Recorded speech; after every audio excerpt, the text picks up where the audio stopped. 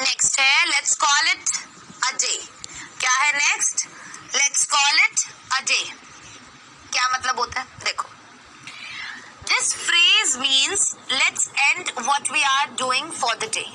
कि अगर हम सारा दिन से कोई काम कर रहे हैं और अब मान लो हमें क्या करना है, पैकअप करना है, वाइंड अप करनी है सारी चीजें, तो हम क्या बोलेंगे? Let's call it a day. That means सब समझ जाएंगे कि अब जो है वो काम को अपन वाइंड अप कर देते हैं और बाहर चलते हैं।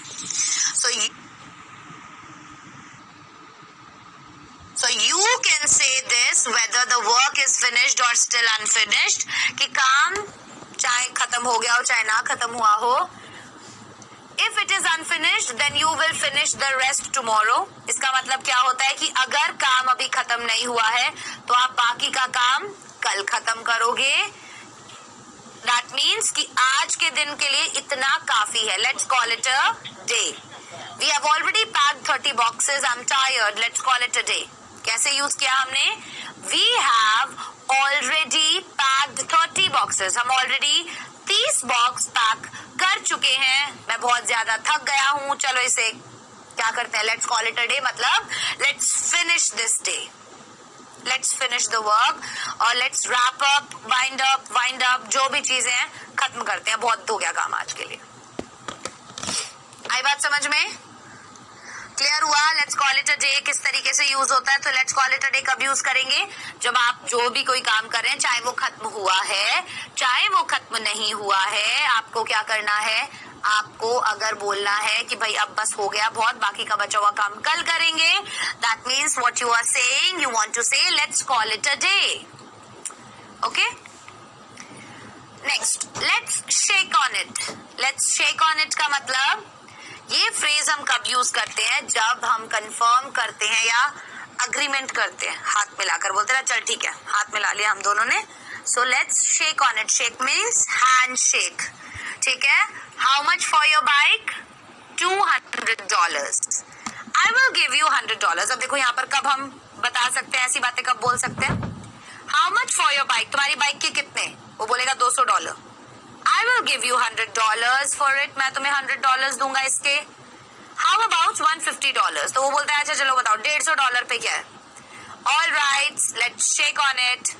That means क्या कह रहा है वो यहाँ पर? Let's shake on it से क्या कह रहा है वो यहाँ पर? Let's shake on it से कि भाई अग्री करते हैं इस बात पर, हाथ मिलाते हैं, डील पक्की करते हैं। ठीक है? आई बात समझ में या नहीं आई? अभी भी कंफ्यूजन चल रहा है? तो देखो लेट्स सी, देखते हैं क्या करेंगे। Let's call it a day. चाहे काम खत्म हुआ है या चाहे नहीं खत्म हुआ है, लेकिन आज के लिए काफी हो गया और आप थक गए हैं और काम खत्म करना चाहते हैं, या फिर बचा हुआ काम आप कल करेंगे। एट दैट टाइम यू से कि आई एम वेरी टायर्ड, या please let's call it a day, मतलब काम खत्म करो, आज के लिए काफी है। नेक्स्ट हमने देखा let's shake on it. Let's shake on it मतलब अग्री करना किसी भी बात पे, दो पार्टीज जो है वो सहमत हो जाएं, तो वो क्या होता है? लेट्स शेक ऑन इट मतलब चलो इस बात पर हाथ मिलाते हैं, मतलब डील पक्की करते हैं। Clear? Next let it slide. क्या है हमारा नेक्स्ट? Let it slide. क्या मतलब हुआ इसका? The expression let it slide means to choose to ignore or overlook a problem or error. अब ये वाला जो एक्सप्रेशन है ना हम यूज करते हैं, जो होता है लेट इट स्लाइड, ये किस लिए यूज किया जाता है? इसका मतलब है टू चूज टू इग्नोर और ओवरलुक अ प्रॉब्लम, कि हम कोई भी प्रॉब्लम को इग्नोर करें या ओवरलुक करें, नजरअंदाज करें, उसे हम क्या बोलते हैं? Let it slide. कैसे कैसे यूज करेंगे हम सेंटेंस में? देखो, I made some punctuation mistakes in my essay. मैंने कुछ punctuation mistakes की मेरे essay में, but लेकिन the teacher let it slide. लेकिन टीचर ने क्या किया? उन्हें इग्नोर कर दिया। She didn't take any points off. उसने कोई भी मेरे points जो है वो काटे नहीं। अगेन देखो OFF यूज किया है। हमने prepositions में पढ़ा था कि OFF जब हम यूज करते हैं मतलब एक चीज का दूसरी चीज से दूर होना। दैट मीन्स उसने पॉइंट्स जो है वो मेरे पास से दूर नहीं किए। दैट मीन्स उसने मुझे नंबर दे दिए, मेरे पंक्चुएशन के नंबर उसने नहीं काटे। मेरे पंक्चुएशन के नंबर उसने नहीं काटे। समझ में आई बात? सो लेट इट स्लाइड मतलब कोई भी चीज को आप जब इग्नोर कर दें, ठीक है. So expression let it slide means to choose to ignore or overlook a problem. कि आप क्या चुन रहे हैं कि आप देख रहे हैं कि कोई गलती है लेकिन आप उसे नजरअंदाज कर रहे हैं, उसे हम क्या बोलते हैं? let it slide. क्या बोलते हैं उसे हम? let it slide. क्लियर हो गई ये बात? चलो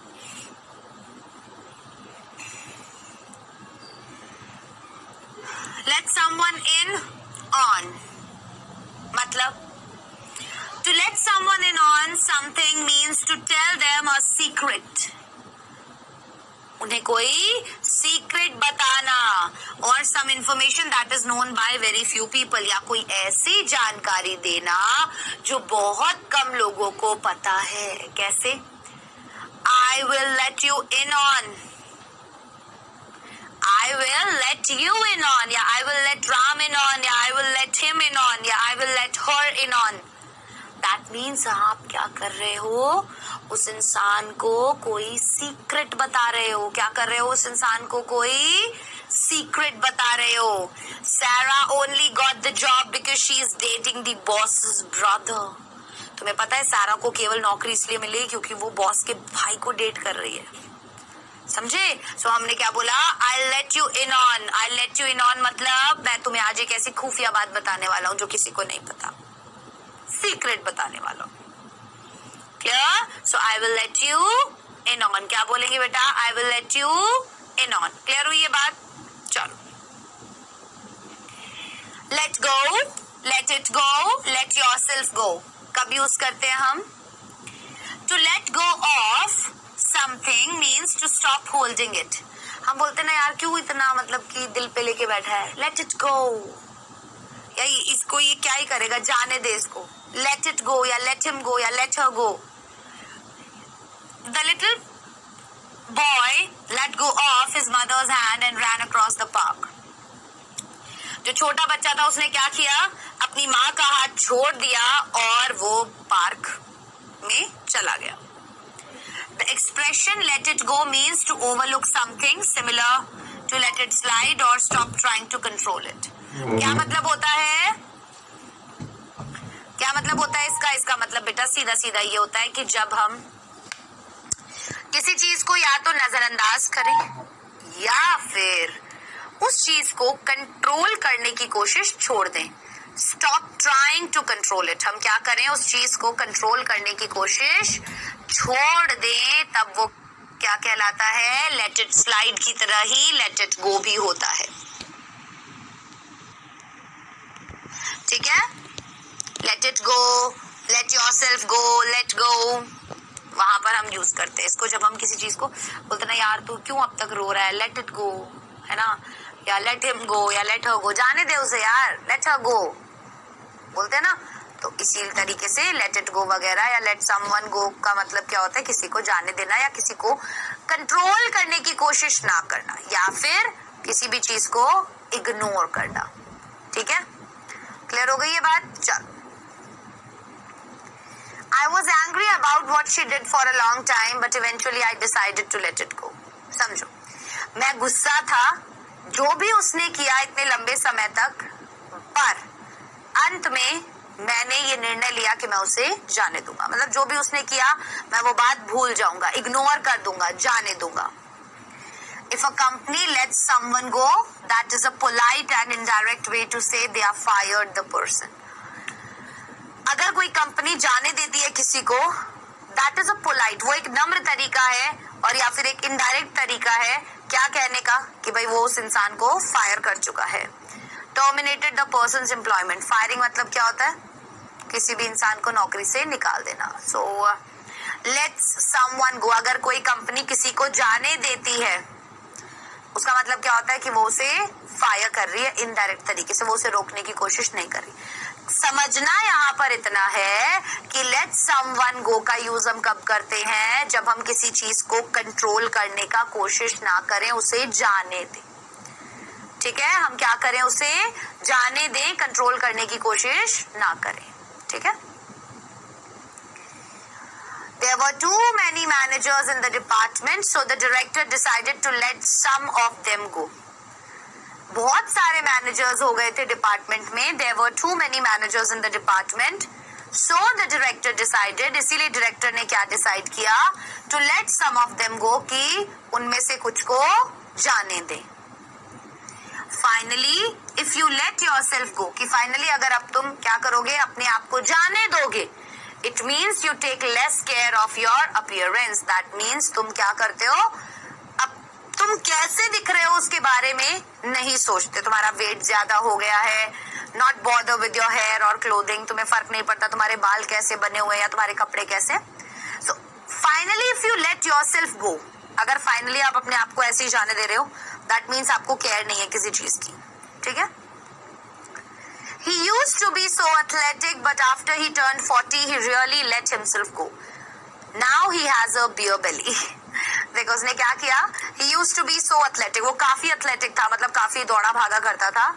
But after he turned 40, लेकिन जैसे ही वो 40 साल का हुआ, he really let himself go. तो उसने क्या किया, अपने आप को ऐसे ही छोड़ दिया. क्या किया उसने, अपने आप को ऐसे ही छोड़ दिया, अपने ऊपर ध्यान देना बंद कर दिया. और अब देखो उसकी बियर बेली निकल गई है. बियर बेली क्या होती है, बियर पी पी के जो पेट निकल आता है उसे हम बियर बेली बोलते हैं.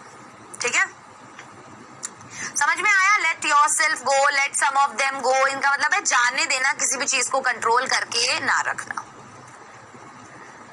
Let it B, late it B तो आपने बहुत ज्यादा सुना होगा. हम बहुत सी बार, कई लोग बोलते हैं यार लेट इट बी ना, मतलब तू क्यों इसके बारे में इतना सोच रहा है, छोड़ ना. उसको हम क्या बोलते हैं, लेट इट बी. कैसे, if someone tells you to let it be, अगर तुम्हें कोई इंसान बोलता है यार लेट इट बी, तो आप उससे क्या समझोगे कि वो आपको क्या बोल रहा है, कि जो भी परेशानी प्रॉब्लम तेरे को आ रही है, जिस भी सिचुएशन के बारे में तू सोच के परेशान हो रहा है, उसे छोड़ दे, भूल जा.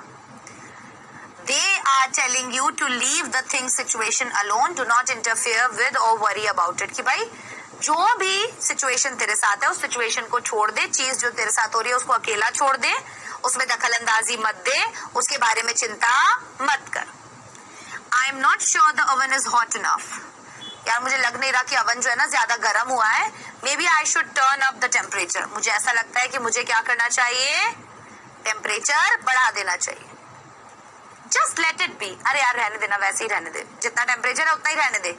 The chicken is supposed to cook slowly. Chicken वैसे भी धीरे धीरे ही पकता है, on low heat, मंदी आंच पर. इस तरीके से हम let it be का यूज करते हैं. We can also say let me be. Let me be, let it be की जगह हम बहुत सी बार let me be भी यूज करते हैं. कब करते हैं, to tell someone to leave us alone. हम बोलते हैं ना यार please let me be alone, बोलते हैं या नहीं बोलते, प्लीज लेट मी बी. तो ये बहुत सी बार बोलने में आप सुनोगे ना ऐसा, please let me be. Let me be मतलब, लेट मी बी मतलब मुझे अकेला छोड़ दो भाई, मुझे अकेला छोड़ दो, मुझे नहीं अभी किसी भी पचड़े में पड़ना है. तो समझो, my brother keeps trying to give me advice. मेरा भाई ना लगातार मुझे कभी ना कभी एडवाइस देता ही रहता है. My brother keeps trying to give me advice even when I don't ask for it. हालांकि कब तक, जब तक मैं उसके बारे में पूछ भी ना, मतलब वो एडवाइस में चाह भी नहीं रहा, मांग भी नहीं रहा. I wish he would just let me be. मुझे मेरी ऐसी इच्छा करती है वो बस मुझे छोड़ दे, मुझे कोई सलाह नहीं चाहिए उसकी. आप let me be या let it be का यूज कब करते हो? So let it be का यूज आप तब करते हो जब आप क्या कहना चाह रहे हो कि कोई भी सिचुएशन है या कोई भी चीज है उसको वैसा ही छोड़ दे जैसा वो है, इग्नोर कर दे. ठीक है, इंटरफेयर ना करें, उसकी चिंता ना करें. लेट मी बी को हम यूज कब करते हैं, जब आप क्या चाह रहे हैं कि भाई आपको अकेला छोड़ दिया जाए, आपकी चिंता ना की जाए. ठीक है, लेट योर गार्ड डाउन, ये कब यूज करते हैं? लेट योर गार्ड डाउन मतलब ये कहा जाता है तब जब आपको क्या करना हो, मतलब आपको रिलैक्स करने को बोला जाए, अपने आप को अब आप और प्रोटेक्ट ना करें. ठीक है, किसी भी परेशानी में अपने आप को ना डालें और किसी भी कंपटीशन या किसी भी परेशानी के खिलाफ आप अब अपने आप को प्रोटेक्ट ना करें. That means let your guard down. Guard क्या होता है, जब आप अपने आप को गार्ड करते हो कोई भी प्रॉब्लम से, है ना. तो अगर हमने वो गार्ड नीचे कर दिया, मतलब कि यार अब बस बहुत हो गया, अब वो होता ना कि हथियार छोड़ देना. गार्ड क्या होता है, हथियार छोड़ देना, उसे हम बोलते हैं लेट योर गार्ड डाउन. कैसे बोलेंगे? To let your guard down means to relax and stop trying to protect yourself against competition or trouble. So let your guard down का मतलब होता है बिल्कुल रिलैक्स हो जाना और कोशिश करना बंद कर देना अपने आप को सुरक्षित करने की, किसी भी कंपटीशन में या किसी भी परेशानी में. ये जो एक्सप्रेशन है ये यूज किया जा सकता है कब? When someone who is normally very emotional, आमतौर पर कोई इंसान जो होता है वो बहुत इमोशनल होता है, ठीक है. Closed off shows a moment of vulnerability. वो कैसा मोमेंट अगर दिखाता है? अगर एक vulnerability का मोमेंट दिखाता है, जैसे after a series of terrible relationships, भाई इतने सारे बुरे बुरे रिलेशनशिप्स में रहने के बाद भी, सो यहाँ पर देखो क्या बोल रहे हैं, वापस से समझना कि कोई भी इंसान, ये जो एक्सप्रेशन है ना, let your guard down, this expression can be used, इस एक्सप्रेशन का यूज किया जा सकता है when someone who is normally very emotional, कि कोई एक आम तौर पर इंसान जो है वो बहुत इमोशनल है, क्लोज्ड ऑफ बिल्कुल संकुचित रहता है, shows a moment of vulnerability, भेद्यता दिखाता है, मतलब कि बिल्कुल अलग व्यवहार दिखाता है, अति संवेदनशीलता दिखाता है, वल्नरेबल कोमलता दिखाता है. After a series of terrible relationships, भाई बहुत सारी बुरी बुरी रिलेशनशिप्स के बाद, I was finally able to let my guard down after I got to know my husband. तो मैंने क्या किया फाइनली, मैं ये जो अपने आप को प्रोटेक्ट करने की कोशिश कर रहा था, या मैं बहुत संभल के चल रहा था, जब मुझे मेरे पति के बारे में जानने का मौका मिला तो मैंने सारे हथियार छोड़ दिए और मुझे समझ में आ गया कि ये इंसान जो है वो मेरे लिए ठीक है, बेहतर है, ठीक है. अब यूज टू का यूज भी हम बहुत सी बार करते हैं. लेट का यूज तो हमने देख लिया, लेकिन यूज टू का यूज भी हम बहुत सी बार करते हैं. और हम यूज टू का यूज कब करते हैं? जब हमें कोई ना पास्ट हैबिट या कोई स्टेट बतानी होती है, जब कोई भी पुरानी आदत या पुरानी स्टेट बतानी होती है. जैसे he used to live in London but he doesn't now. अब अगर हम बोल रहे हैं ना कि he used to live in London, that means हम क्या कह रहे हैं कि भाई वो पहले लंदन में रहा करता था, अब नहीं. तो ये हमने एक स्टेट बताई है उसकी. An example for a habit का एग्जाम्पल अगर देखें, he used to go on holiday to Scotland every year. मतलब पहले वो क्या किया करता था, छुट्टियों में हमेशा स्कॉटलैंड जाता था. So what did we do? We used to use किया हमने, but he doesn't now, कि अब वो नहीं जाता है, पहले जाता था. तो यहाँ पर used to का यूज, यहाँ पर used to का यूज कब हुआ? जब हमें कोई पास्ट हैबिट बतानी हो. क्या करना हो? हमें कोई पास्ट हैबिट के बारे में बताना हो, ठीक है. बहुत सी बार आपने देखा होगा कि यूज टू की जगह यूज टू लिखा होता है, डी नहीं लगा होता, डी हटा देते हैं. वो किस केस में हटा देते हैं? देखो, use to is the same for all subjects and you follow it with the infinitive without to. अब जो यूज्ड टू होता है ये सेम होता है सभी सब्जेक्ट्स के लिए, चाहे कोई भी सब्जेक्ट हो, and you follow it with the infinitive to. अब इसके बाद यूज के बाद टू इन्फिनेटिव लगा होता है ना, the infinitive without to, and you follow it with the infinitive without to. To के बिना का इन्फिनेटिव आगे चल रहा होता है. देखो समझना एक बार, I, you, he, she, we, they used to smoke. क्या करते थे? Used to smoke. To make the negative use, did not use to plus verb. अगर हमें कोई नेगेटिव सेंटेंस बनाना है तो हम क्या करेंगे? हम used to में से D हटा देंगे. जैसे he didn't used to smoke, वो क्या नहीं करता था? वो स्मोक नहीं करता था. तो अगर नेगेटिव सेंटेंस बनाना है तो used में से D हटा दो, ठीक है. समझ में आ गई बात? क्लियर हो गया ना? चलो,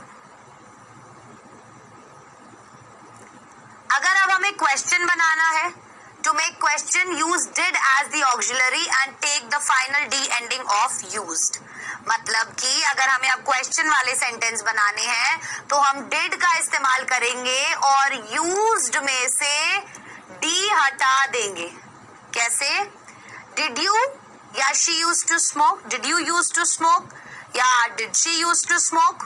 तो अगर यूज टू वाले पास्ट की कोई हैबिट के बारे में पूछना है, सवाल करना है, तो हम क्या करेंगे? डी हटा देंगे यूज्ड में से, ठीक है.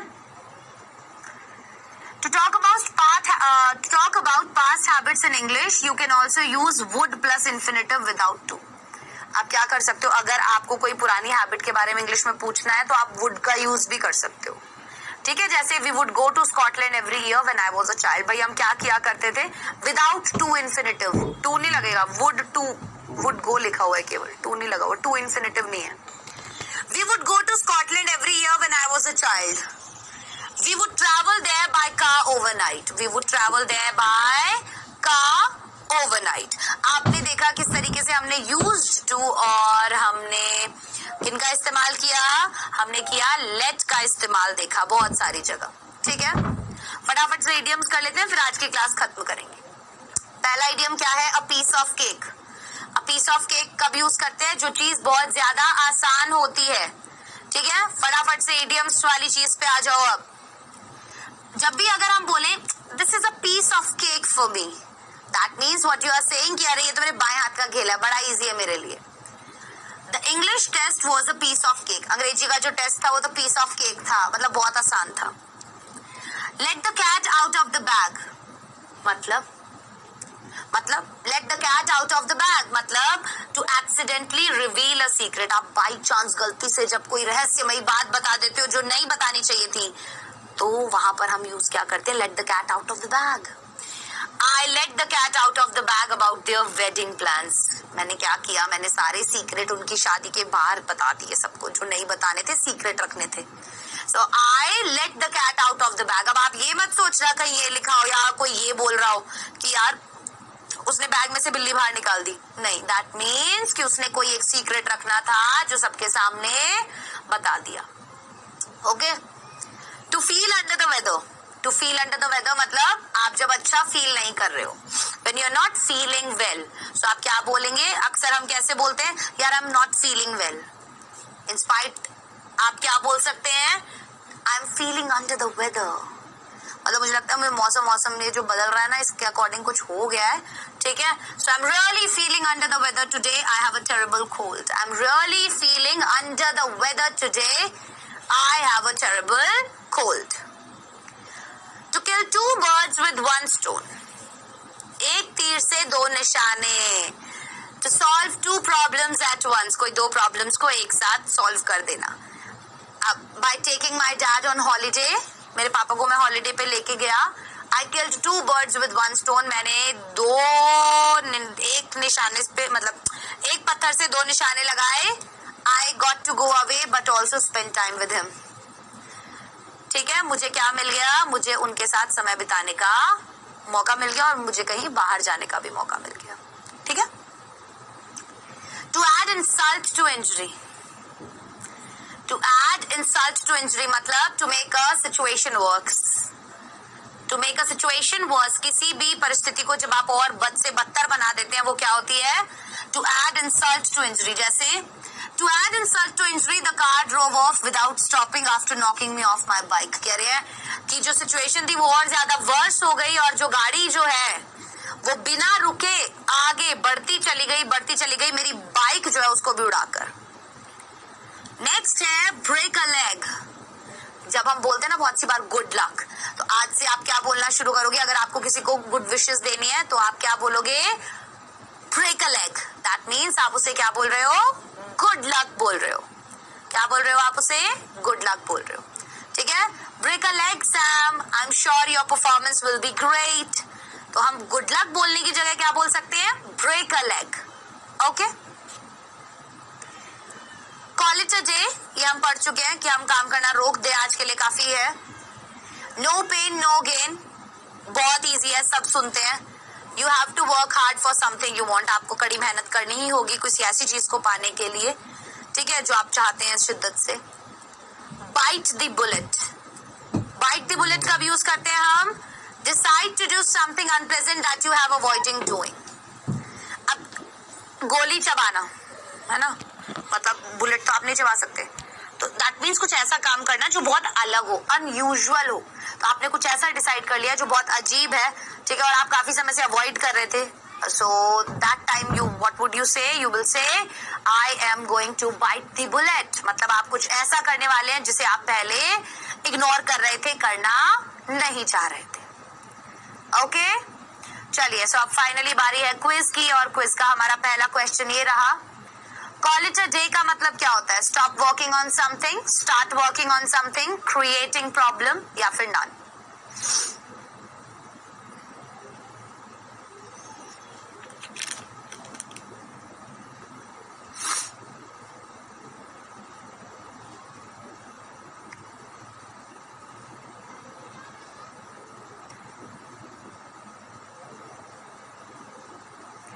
नेक्स्ट, ब्रेक अ लेग का मतलब means good luck, means bad luck, means luck या फिर नन.